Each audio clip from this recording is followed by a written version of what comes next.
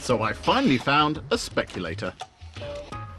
I'm here at Eclectica Asset Management, talk to Hugh Henry, who's the boss man at this place. If corn does go to these unprecedented levels, then there will be huge political pressure brought on to the Americans to allow sugar into the US for the ethanol.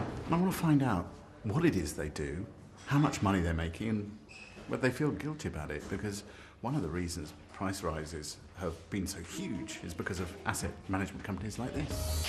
Mr. Henry, Jay Rayner. Jay, hi. Please, come on. Thanks. Good to meet you. Welcome to the Empire. Hedge fund manager Hugh Henry concluded that agricultural commodities have long been undervalued, and while they were still an unfashionable investment, he decided to stake his clients' money on the future price of crops. Now he's making real cash on a daily basis.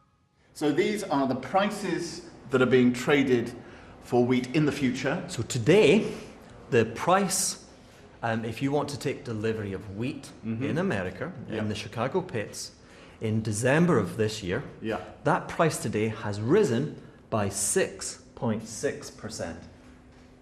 And you are speculating that it will go up or it will go down, or? I'm speculating that it will go up. Hugh Henry has been so successful that investors flock to him with their cash. This has enabled him to raise tens of millions of pounds to make further investments in agriculture worldwide. For instance, in Australia, we can buy a company which owns 1% of Australia. Yeah, it's kind of fun. As a hedge fund manager, Hugh himself doesn't own the actual crops. He stakes money on their future prices. I own a financial future. I own the corn future. I don't own corn. I don't own physical corn, right? So I'm in a zero-sum game. I'm a contestant in a battle in the financial markets. And it's a battle he seems to be winning. Mirror, mirror on the wall, who's the prettiest of them all? Today, you know what? It says I'm 6 foot blonde and I've got legs up to my arms. Because today, I am making money. 1.3%. It all sounds exciting, but there might be a problem. If prices keep rising, producers might be tempted to hoard their supply and not release it onto the market until the price has risen even higher, something which could lead to worse food shortages and even higher prices.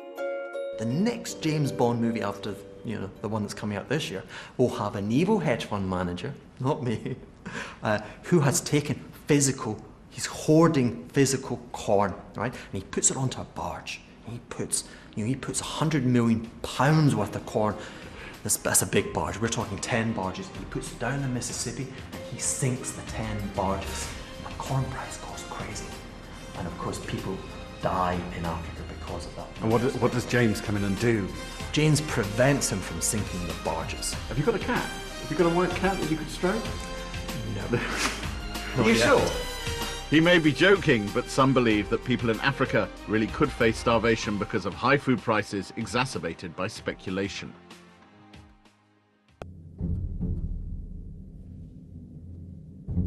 So is this the solution?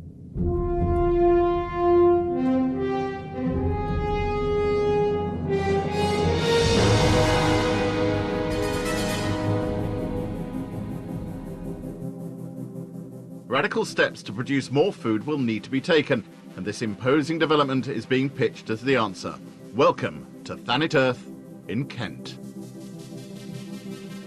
It's the biggest greenhouse construction Britain has ever seen. 7 giant glass houses equal to the size of 80 football pitches.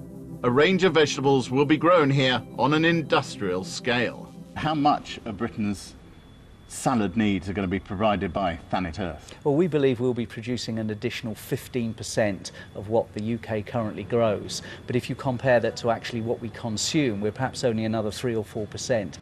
Thanet Earth may be costing £80 million, but it will be producing vegetables 52 weeks of the year. So will this mean cheaper peppers and tomatoes? If only it were that simple. At the moment, the pressure on is trying to contain price, but we're in a market that is largely supply and demand driven.